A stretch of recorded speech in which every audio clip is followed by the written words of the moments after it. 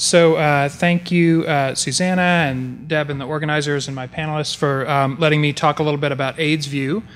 I'm going to start my timer here. Let's see if that works. For letting me talk a bit about AIDSVu in the context of big data. So AIDSVu.org is a website.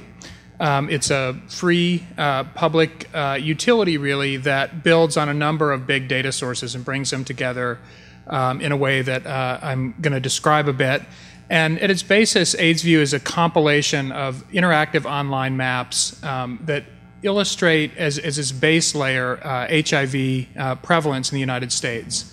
And I worked for many years at CDC in HIV surveillance. These public health surveillance systems are sort of, in our world, I think, one of the ultimate big data sources because they really are population-based. They are collected using consistent methods in every state and transmitted to the Centers for Disease Control without personal identifiers. So there are hundreds of thousands of records, bits of information about people living with HIV, and we compiled them into nice, thick reports with many tables.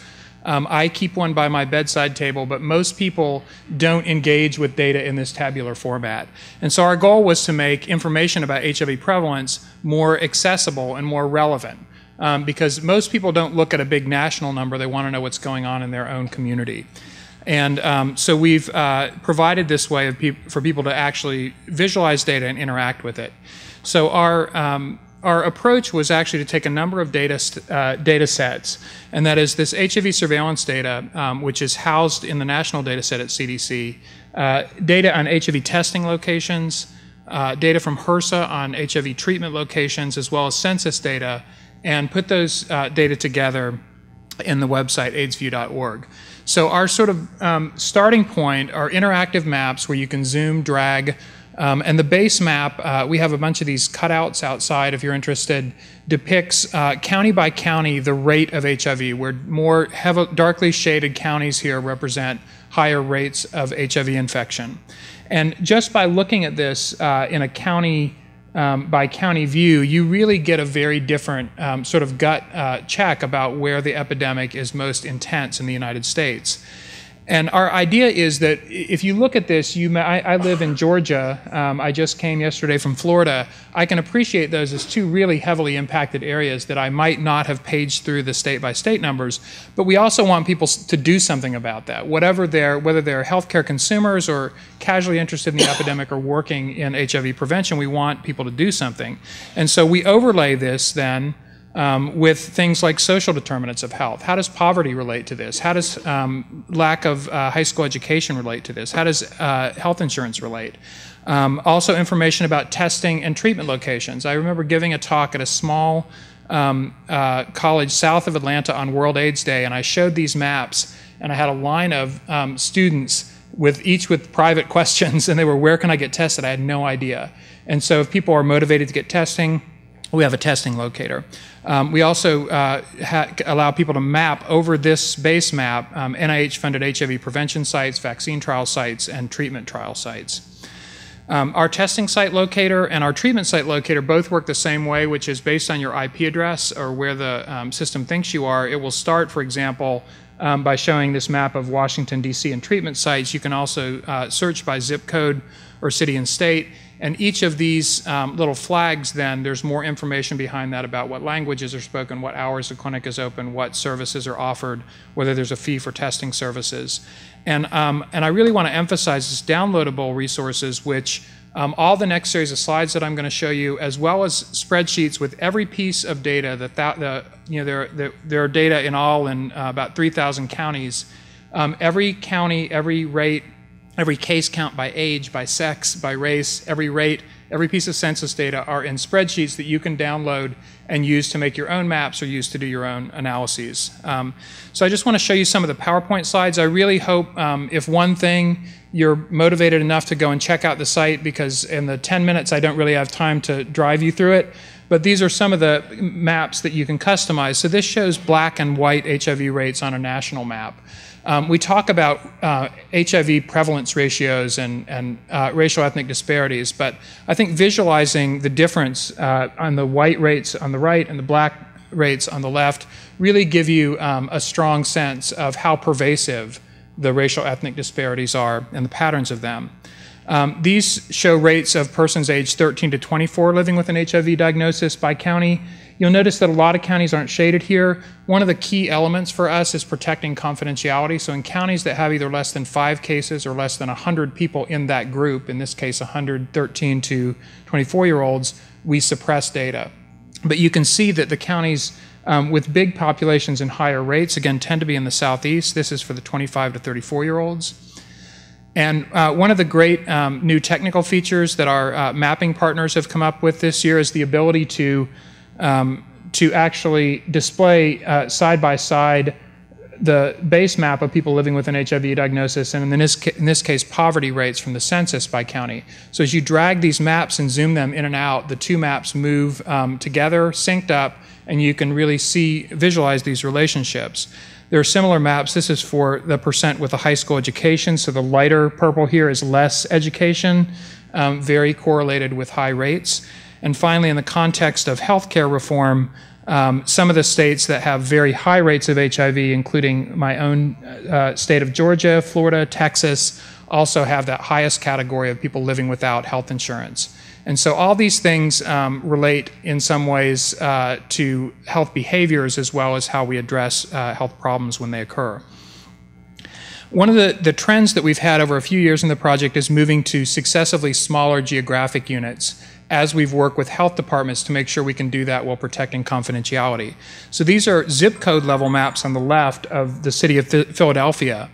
And so imagine yourself now in the position of planning a program where you want to look at doing door-to-door or household offering of HIV testing. This map on the left really points you to those dark purple areas where the highest prevalence of people living with HIV in Philadelphia would be. Last year, we launched census tract level maps, which is the map next to it. And you can see by going to that finer level of detail, this really points you down out of very small geographic areas where you might want to target these kinds of testing services. It's also worth saying that on the maps, in the city maps, you can overlay where testing locations and where treatment locations are and look for gaps between where there is a high prevalence of people living with HIV diagnosis and where the services are available. So there's a lot more of these. There's a separate slide set for every state for 13 cities, and the data that sit behind this Southeast regional slide sets all available for free on the website.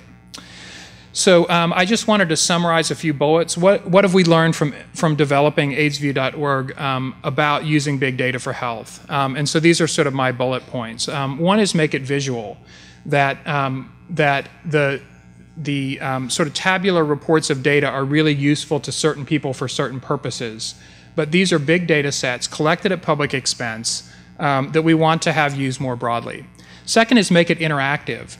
People want to be able to ask the questions that they want to ask and not the questions that sometimes the data collectors perceive that they might want to ask. And so let people zoom, let people see the areas that they're interested in, let them line that up with other data that are important to them in their work. Make it relevant, I think, by letting people go to their city maps, and there's another little card out here that shows our current city maps, makes it more personally relevant, make it comparable. Many health departments, state health departments in cities do a great job of disseminating their surveillance data, but it may be that the state of Alabama makes slightly different analytic choices than the state of Georgia in preparing their maps. So if you take the maps from the state health departments and put them next to each other, that rate might not mean the same thing in both states. We've used comparable methods, and this is something that the health departments actually want as well. They want to be able to compare their own data in their state to other states. Make it mashable, which means every time that I come to groups like this where people are interested in data sources and in health and in actually doing public health, people have other ideas about data that would be helpful to see in the context of HIV prevalence. And make it accessible to different types of users. So I've just given a couple examples here. Every state also has a state page where we've taken the data and tried to put them in more of an infographic format. So if I tell you that there's a black-white HIV prevalence ratio of 9.1 among women in Georgia, that might or might not mean something to you. But in an infographic format, we can sort of visually depict that. It just means that more people can sort of capture what we're trying to do with the data. So I want to end by encouraging you in some ways that you can use AIDSVu in your work. One is to determine where the highest populations of people in need of treatment and prevention services are in your geographic area. I encourage you to go this afternoon to a session on the FOCUS program, and one of the presentations will be about door-to-door testing in Philadelphia, and the maps that you saw really illustrate those most heavily impacted areas. Illustrate the context of your work and why you need to be doing your work to your funders. Maps are powerful ways to convey that you work in a really critical area of need. Download data and explore your own hypotheses. All these are freely downloadable, and help clients locate services for testing or treatment that are convenient to them. And we also hope that you will either tweet during the presentation at our handle @AIDSVu, or write us at info@aidsvu.org with your thoughts, with your suggestions, and with your ideas. And we have an annual development cycle where we work in new ideas and prioritize new data elements. So I want to end by thanking Gilead Sciences, who supports AIDSVu. And my other sort of take-home lesson would be that you actually need a pretty big team of people with compatible expertise. So we have folks who help us with marketing. MapLarge does our mapping. Matrix does our website design. Our Emory CFAR supports this work. We work with every state and local health department, as well as CDC, HRSA, the Council of State and Territorial Epidemiologists, and our colleagues at Emory, Alexander Rica, who is here at the meeting, Corey Woodyat, Jennifer Tausig, and Travis Sanchez. So I'm going to stop and look forward to our conversation after the panel. Thank you.